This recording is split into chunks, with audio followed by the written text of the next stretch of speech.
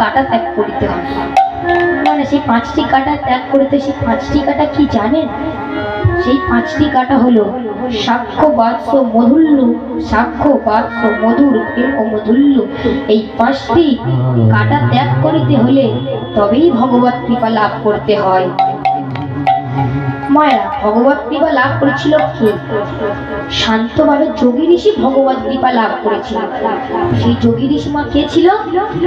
একজন মুনি ঋষি ছিলেন। তিনি কি করেছেন? শান্ত ভাবে যোগী ঋষি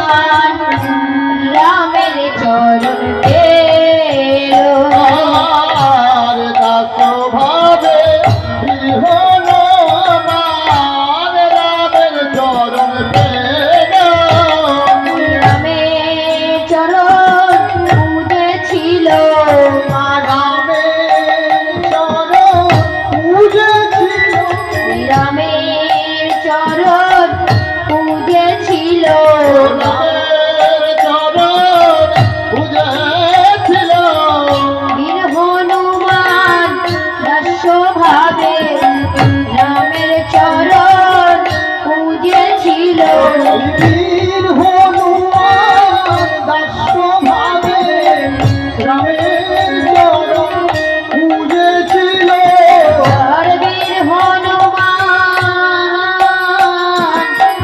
দাস্য ভাবে রামের চরণ পুজেছিল বীর হনুমান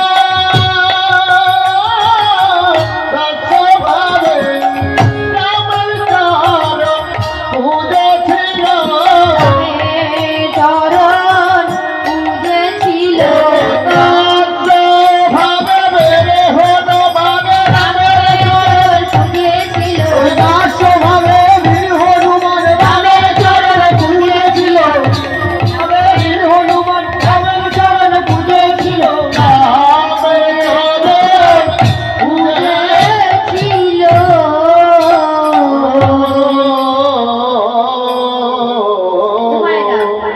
তাহলে দাস্যভাবে কে রামের চরণ পুজেছিল? বীর হনুমান। মায়েরা একদিন যখন বীর হনুমান রামচন্দ্রের সামনে গিয়েছিল, তখন বীর হনুমান রামচন্দ্রকে বলছে, প্রভু আমরা যে এত কুৎসিত দেখতে, আমি কারোর সামনে যেতে পারি না যে প্রভু। তখন রামচন্দ্র কি বলেছেন জানেন না? রামচন্দ্র বলেছে, কে বলেছে হনুমান তুমি কুৎসিত? তুমি আমার দাসত্ব স্বীকার করেছো, তাই তুমি কুৎসিত না, তুমি আমার ইয়ারও মাঝে আছো। তখন রামচন্দ্র হনুমানকে বলেছে, তুমি ওই সরজ নদীর তীরে গিয়ে একটি ডুব দিয়ে আমার নাম করতে করতে এসো। তখন হনুমান রামের নাম করতে করতে আছে, কি বলেছে?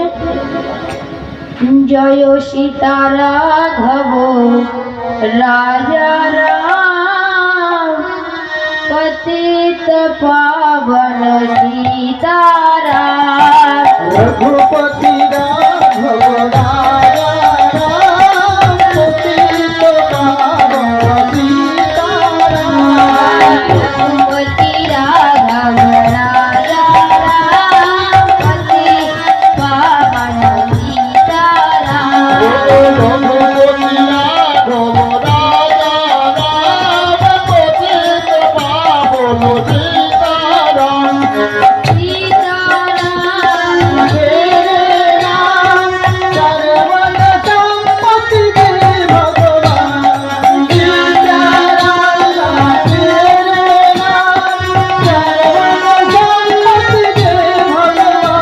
জয় রঘুপতি রাঘব রাজা রাম পতিত পাবন সীতারাম। জয় রঘুপতি রাঘব রাজা রাম পতিত পাবন সীতারাম। জয় জয় রঘুপতি রাঘব রাজা রাম পতিত পাবন সীতারাম। রঘুপতি রাঘব রাজা রাম পতিত পাবন সীতারাম। জয় রঘুপতি রাঘব রাজা রাম পতিত পাবন সীতারাম। রঘুপতি রাঘব রাজা রাম পতিত পাবন সীতারাম।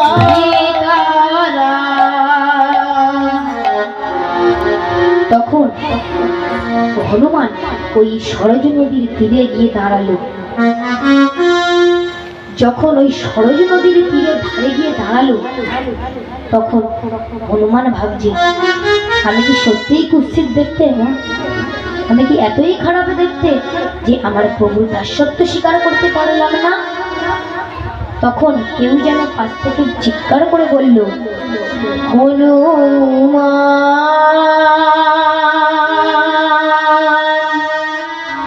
হনুমান।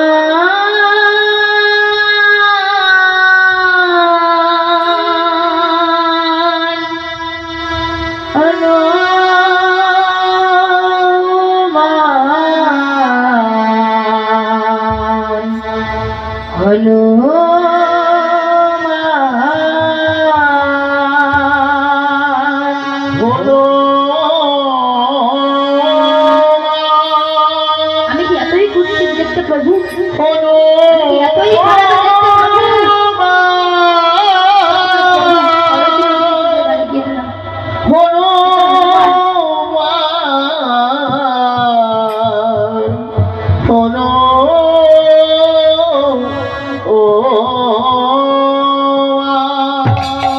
তখন হনুমান বলল, কে তুমি যে আমায় এত মধুর নাম ধরে ডাকছো?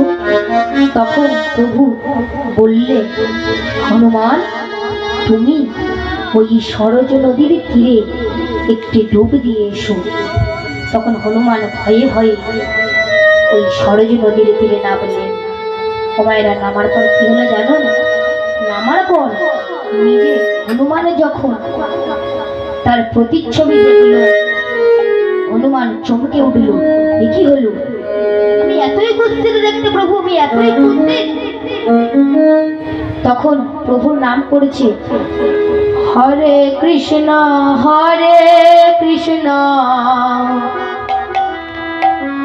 কৃষ্ণ কৃষ্ণ হরে হরে, হরে রাম রাম রাম হরে হরে। হরে কৃষ্ণ কৃষ্ণ কৃষ্ণ হরে হরে, হরে রাম রাম রাম হরে হরে। হরে কৃষ্ণ কৃষ্ণ কৃষ্ণ কৃষ্ণ হরে হরে, হরে রাম রাম রাম হরে হরে। হরে কৃষ্ণ কৃষ্ণ কৃষ্ণ হরে হরে, হরে রাম রাম রাম হরে হরে। হরে কৃষ্ণ